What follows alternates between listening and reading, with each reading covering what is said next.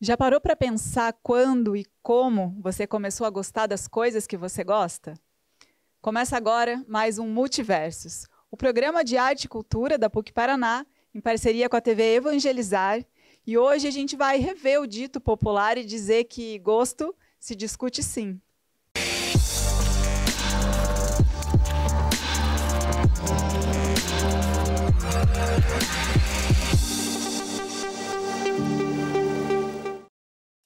E para conversar comigo sobre construção do gosto, eu tenho o prazer de receber Anderson Bogea, professor universitário, doutor em filosofia e coordenador do Núcleo de Filosofia do Corpo e do Movimento. Seja muito bem-vindo. Obrigado, Amanda. Luciana Mello, cursou publicidade, letras, um pouco de artes cênicas, produção cênica, já trabalhou como roteirista de TV, produtora cultural e atualmente é repórter no Jornal Plural. Muito obrigada pela tua presença. Obrigada a vocês.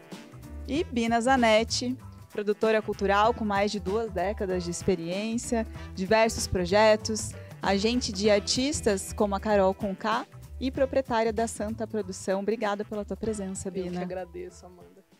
Bina, aproveito para começar com você e te pergunto, a partir da tua experiência com produção cultural, como é que você percebe a construção do gosto? E também já estendo um pouquinho a pergunta, né, como é que você vê que isso se cruza de alguma forma com a curadoria, por exemplo, dos grandes festivais, dos quais você já fez parte?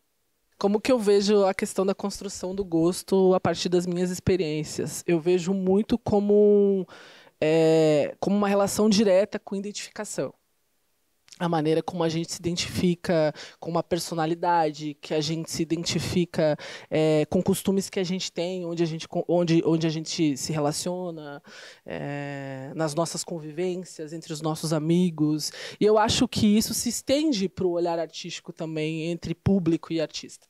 E quando a gente está em processo de curadoria de festival, a gente estuda muito isso, né? Quais artistas se identificam com o público, qual é o público que se identifica com esses artistas e o que isso vai influenciar dentro de todo um pensamento de uma construção, por exemplo, de um festival. Do que vai ser consumido, de quanto vai se cobrar, né? Então, eu acho que, para mim, a construção do gosto tem muito a ver com identificação. Perfeito. Anderson, aproveito e te estendo essa pergunta também, né? Como é que, a partir da tua experiência, você percebe que acontece, que se forma o gosto de uma pessoa, de um grupo, né? Eu estou na academia, né? Estou em sala de aula, sou docente, sou filósofo e tenho lidado com artistas em formação, né? E uma coisa que sempre vem à mente, e eu sempre comento isso com eles, da importância dessas pessoas que estão em formação e que futuramente vão estar no mercado, na construção do gosto da população. Porque eu penso que ali está se formando pessoas que vão ter uma responsabilidade gigante nesse letramento estético, podemos dizer assim, nesse letramento cultural, nesse letramento artístico. E para a gente ter um público que consiga acolher bem os mais variados tipos, né, toda essa multiplicidade de expressões artísticas, sobretudo contemporâneas, a gente precisa de pessoas que façam essa mediação, né? A gente precisa de pessoas que consigam operar diminuir a distância entre o público em geral e as pessoas que estão no palco. Se a gente pensar no recorte jornalístico disso, eu acho que vai um pouco no caminho do que a Bina falou, que passa pela identificação, né? Mas acho que até mais, assim, quando você pensa no recurso jornalístico, você tem um pouco da questão da representatividade, né? Porque a partir que você foca só no mainstream, você tem toda uma diversidade de culturas, né?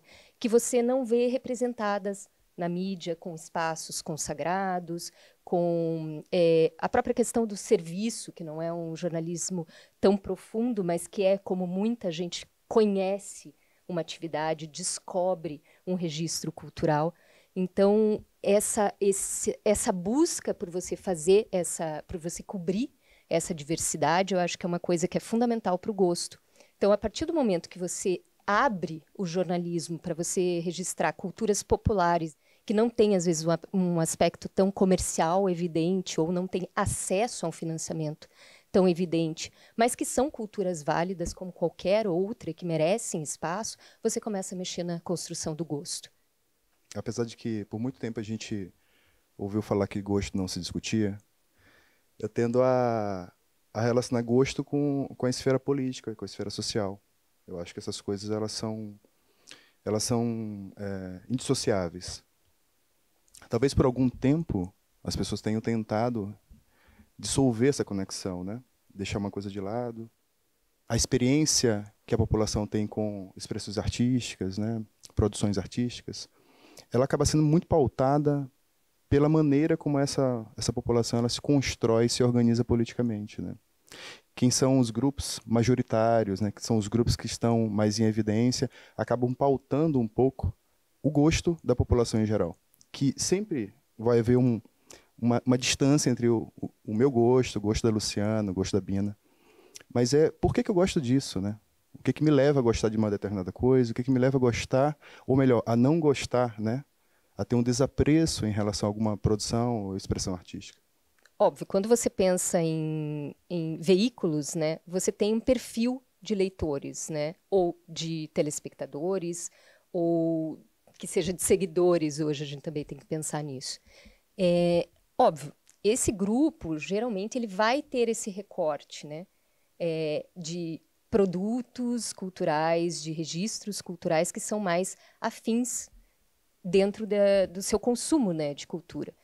Mas, novamente, acho que passa-se por essa coisa, tipo, não tem como você desassociar a cultura de política, né, de uma construção democrática, quando você pensa, por exemplo, nessa diversidade de cultura por grupos, tipo, por que um grupo considera uma cultura, uma alta cultura, por exemplo, valorada e uma cultura estigmatizada como baixa cultura não, eu acho que você começa a entrar nessas esferas, sim. E daí você tem as questões comerciais, né? Do tipo, óbvio, quando você pensa em produções que têm mais acesso a financiamento ou que estão no mainstream, a tendência é que o jornalismo acompanhe mais por questões comerciais. E as posturas editoriais de jornais têm uma grande responsabilidade nisso, né? Porque por mais que você tenha que buscar esse balanço, existe uma responsabilidade social. E ela passa por cultura, com toda certeza. Você comentou sobre a questão de se há possibilidade de mudança de gosto. Eu acho que constantemente. Eu acredito que quanto mais acesso a gente tenha a diversos tipos de manifestações, de vários tipos de cultura, mais a possibilidade de se expandir e de continuar se identificando, né? Então, eu acho que isso é constante. A mudança ela é constante. Enfim, eu acho que em relação... Tem várias questões que vocês dois colocaram aqui que a gente poderia abrir, assim, né? Que, assim, independente da mídia, independente de quem está no poder vigente de comunicar, que eles continuam avançando. Você vê o movimento do funk, por exemplo. E todos esses movimentos que eu também não enxergo como marginais. Até porque a maioria da nossa população é constituída com essas pessoas, né? Então não vejo dessa forma. Eu acho que às vezes, inclusive, há uma distorção do pensamento do que é maioria e do que é minoria, né? E o quanto esses movimentos estão avançando, inclusive em números, né? E quando você entra nesse mercado que passa pela questão das gravadoras e vai para a questão do streaming, você vê que tipo, já não tem mais esse controle, sabe? Por mais que ainda tenha a indústria do jabá, por mais que ainda tenha uma indústria querendo empurrar, né, a goela abaixo o que tem que ser consumido pela massa, a massa não é tão manipulável assim, sabe? E eles foram encontrando ferramentas. E você não vê isso só nesses movimentos, por exemplo, mais populares. De nenhum meio de comunicação para existir. Ele existe. Então tem várias nuances dentro da cultura, do olhar de cultura e de música, que é o que eu sou mais especialista, né, na minha área. Eu gosto de tudo, assim, eu costumo dizer que eu sou muito grata à música, assim, então é muito difícil alguma coisa me incomodar. Ou eu falar, nossa, isso é muito ruim. Sabe? É muito difícil, porque eu sou muito grata à música. A música me deu tudo que eu tenho. Então eu tenho uma relação de tipo, cara, só não escuto em casa, sabe? Mas eu vou respeitar, e quando eu for trabalhar, eu trabalho com festivais mainstream, né? Eu faço Rock in Rio, que é o maior festival do mundo. Então eu trabalho com festivais que lidam com agência, com marca, com muito dinheiro, né? Muito patrocínio. E pra mim, tipo, eu tá tratando com Pose do Rodo e tá tratando com a Mariah Carey, é a mesma coisa, sabe? Eu não tenho esse nivelamento. E adoro discutir sobre isso, porque eu acho que é muito importante discutir gosto, mas respeitar o gosto do outro, sabe? Não é que eu acho que não é a palavra, não é o gosto, não se discute, mas respeite o gosto do outro, assim, sabe? Eu acho que esse é o nosso problema enquanto humanidade, assim, a gente não respeita o outro. Multiversos vai para um rápido intervalo e volta já.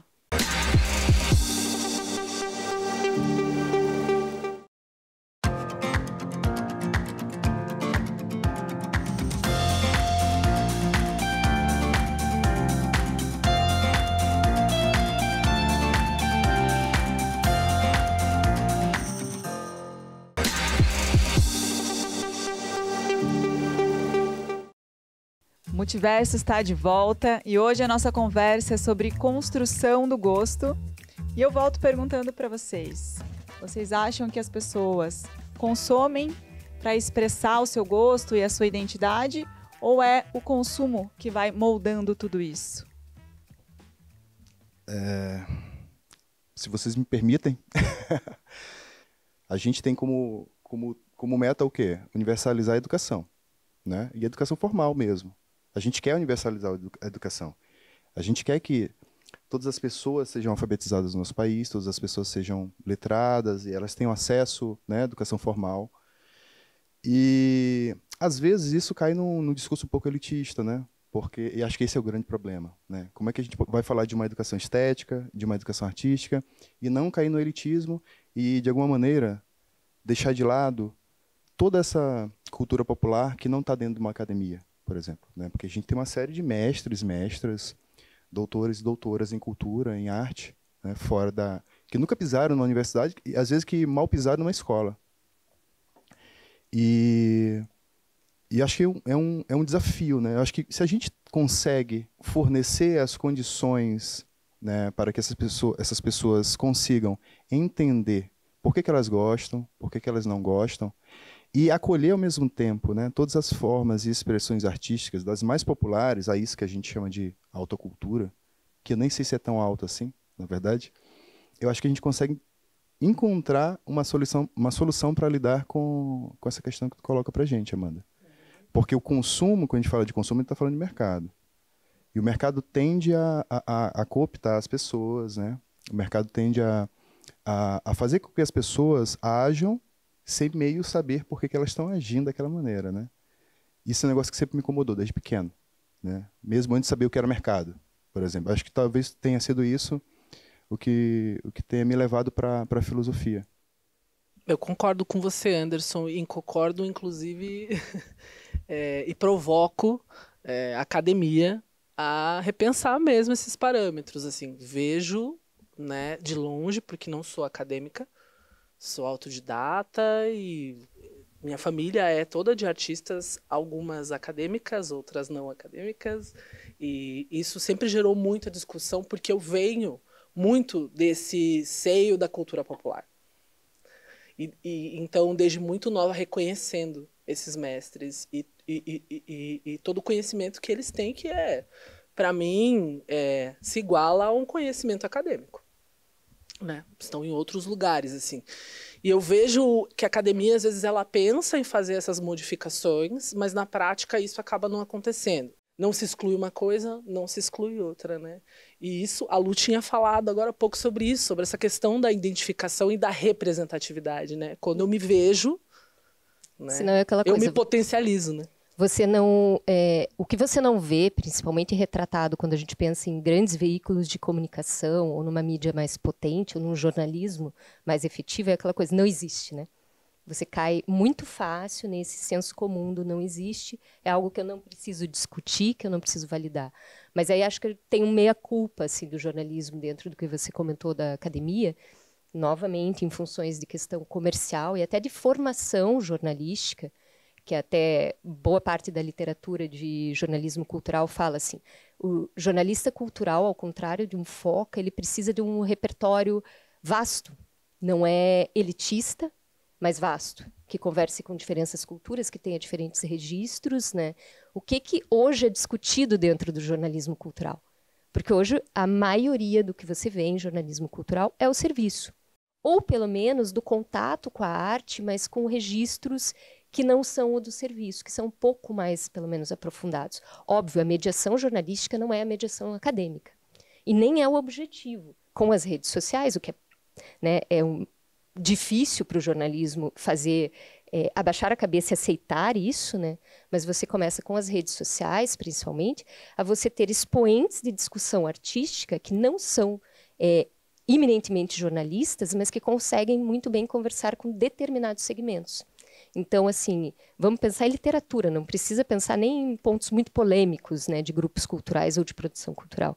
Literatura, hoje, você tem uma discussão literária em diferentes camadas que vem de youtuber, que vem de instagramer, que vem de jovens que gostam de literatura ou não, de pessoas que gostam de determinada literatura e que conseguem ter seguidores e ter toda essa conversa que talvez o jornalismo cultural tradicional não consegue mais ter. Eu concordo absolutamente com vocês, concordo mesmo, assim. Eu acho que a universidade ela não pode, ela tem que essa capacitação, se eu posso usar esse termo, talvez me pareça um termo muito liberal para pensar o ensino, mas isso é uma responsabilidade de todos nós, né? É do jornalismo, é da academia, é de quem está produzindo fora da academia, né? De quem está atuando, de quem está nas galerias de arte, mas ela precisa ser da população também. É por isso que eu insisto nessa coisa da emancipação intelectual, a emancipação cultural, né, estética. Quanto mais ferramentas... Eu tenho um ideal de sociedade, né? Que é aquela sociedade em que as pessoas elas vão olhar para uma coisa, elas não vão gostar daquilo e elas vão entender de onde parte esse não gostar ou de onde parte esse gostar, né? Ou, sobretudo, o que as leva a consumir determinada produção cultural, né? Por que eu escuto determinado estilo musical? Por que eu vou assistir determinados tipos de filme? Por que eu gosto de determinados tipos de série, né? Ou de determinados tipos de literatura? Quais vocês acham que são caminhos possíveis para essa emancipação? Claro, na construção do gosto, para criar, né, essa autonomia, mas também para criar essa cultura do respeito mesmo, em relação ao gosto do outro, né? Aquilo que eu não gosto, mas respeito. Eu acho que me vem na cabeça, primeiramente, é acesso, né? Acesso aos bens culturais, democratização do acesso, né? Esses bens culturais estarem disponíveis para todos. Eu acho que isso é o que me vem primeiro na cabeça. Acho que acolhimento também. Acolher o outro, as pessoas, aos bens que eu produzo, as minhas provocações culturais, de que forma eu posso democratizar isso, de que forma eu posso realmente fazer um recorte estrutural para que se mude uma lógica, quem eu coloco dentro desses espaços de poder, dentro dos trabalhos que eu estou coordenando, que eu estou dirigindo. Pensar nisso eu acho que é extremamente complexo, assim, mas eu acho que a gente colocando isso na nossa vida, nas coisas que estão ao nosso alcance, eu já vejo como algo muito transformador, assim. E eu vejo isso na minha vida, no meu trabalho. Pensando na função do jornalista, né, dentro disso. Primeiro, até resgatar um pouquinho do que você comentou na pergunta anterior, porque, assim, traz a expressão cultural, sim, e que, de qualquer maneira, vai executar a curadoria, vai direcionar, de alguma maneira, o olhar, mas pautado por uma editoria cultural consciente, democrática, talvez comprometida com uma evolução social constante, de não separar a cultura disso, de entender que a cultura, sim, está envolvida com tudo isso e é uma arma poderosa, tanto de manutenção quanto de mudança social. Uma coisa que eu não gosto hoje, que passa ao largo do meu prazer, né, do meu interesse, em algum momento, porque talvez eu entendi as dinâmicas por trás daquela produção, daquela expressão artística, aquilo pode se tornar fruto do meu interesse. E se a gente entender como o nosso gosto ele é mutável, né, como ele não é uma coisa estanque, como ele não é definitivo e cristalizado, a gente vai entender também que o nosso gosto ele não tem que ser hegemônico. Né? Acho que esse é um elemento muito importante, assim, que a gente entenda. Está tão na moda ultimamente que é a coisa do gourmet, né, das gourmetizações. E o gourmet nada mais é do que o gosto, um gosto, né, específico, né, um viés de gosto específico transformado em mercadoria. Né? É o gosto como mercadoria, é o gourmet, que é vendido como sendo aquilo que há de mais que deve ser buscado. Né? Então, eu tenho que ter uma casa decorada de uma determinada maneira, preciso fazer postagens específicas quando eu viajo, né, com um determinado ângulo do pôr do sol, por exemplo, quando a gente vai nos Lençóis Maranhenses, eu não tô dentro da estandardização, né, da padronização do gosto. Então, as coisas estão muito conectadas, né? Acho que combater a gourmetização, ela passa antes por combater a ideia de que nosso gosto ele vai ser hegemônico e ele vai ser o principal e passar por cima do gosto alheio, né? E é claro que a gente estendeu essa conversa para além do estúdio. Dá uma olhada.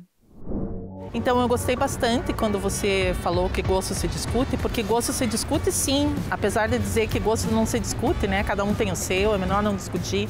E gosto se discute sim, numa boa, claro, né? Eu sou a Maria Cecília Pila, eu sou professora de História, mas gosto se discute por quê? Porque gosto não é uma coisa inata. Gosto é uma coisa que se transforma ao longo da vida. Ele tem influências, várias influências. Tem as influências biológicas e as influências culturais. Por exemplo, as influências biológicas. Há estudiosos que dizem que o sabor doce, por exemplo, é um sabor universal. Que a criança, desde que nasce, ela sente prazer com o sabor doce. Mas, na construção do gosto, há os fatores familiares, há os fatores culturais, que estão diretamente ligados com esses fatores familiares, que tem influência do local onde você está, e também tem a questão dos fatores de sobrevivência, da questão humana. O gosto, ele se constrói, porque a gente arrisca. O gosto, ele também é uma qualidade de construção e de defesa, e que se comunica com outros sentidos. Porque a alimentação e o gosto, ela tem muito a ver com essa questão política e de inclusão ou exclusão social. E nisso tem um antropólogo que eu gosto muito, que trabalha muito com essa questão do gosto, que é o Claude Fischler, e ele dá um exemplo do tomate e do caviar, e aquilo que é colocado como valor a isso. E hoje, com essa hipervalorização de chefes, os chefes, uma das coisas que eles fazem é, ao trazer para esses seus restaurantes estrelados, muitas vezes ingredientes baratos, eles transformam ingredientes baratos nos seus preparos em pratos muito caros, porque estão em ambientes sofisticados. Ou você pode também transformar esses alimentos na forma de comer, numa determinada porcelana, ou é servido num determinado lugar. Você compartilha com determinadas pessoas. Então, ele envolve uma série de questões que podem gerar a inclusão ou exclusão política, ideológica, social e tudo que envolve essa questão dos variados gostos. Aqui a gente está falando mais da alimentação, mas envolve a arte, a moda, enfim, né? Todos os outros gostos que a gente pode ter. Porque o interessante é justamente você viver e ter a clareza que a nossa sociedade sempre foi diversa. Não é uma novidade de hoje, né? O diferente é que antes as pessoas se escondiam. E hoje a gente tem a ousadia de dizer que a gente é diferente e a gente tem direito de ser diferente. E pode ser tão interessante isso, desde que haja respeito, desde que a gente possa viver numa sociedade plural. Pode ser tão divertido, né? Não precisa ser violento. Por que há tanta dificuldade de você aceitar o diferente, sendo que você também é diferente? Seu gosto é tão diverso, não é mesmo? Anderson, Luciana, Bina, agradeço a presença de vocês, agradeço por essa conversa que é às vezes difícil, né? Às vezes profunda, mas muito importante, é muito válida. E você que acompanhou a gente até aqui, agradeço pela sua presença e até o próximo Multiversos. Marginal parada, não gosto. Burocracia, não gosto. Guerra no Golfo, não gosto. Panela vazia, não gosto. Pôr do sol na praia, cerveja gelada. As crianças no quintal. No céu, querubim, seu zóio em mim. Já falei pra você que eu gosto assim.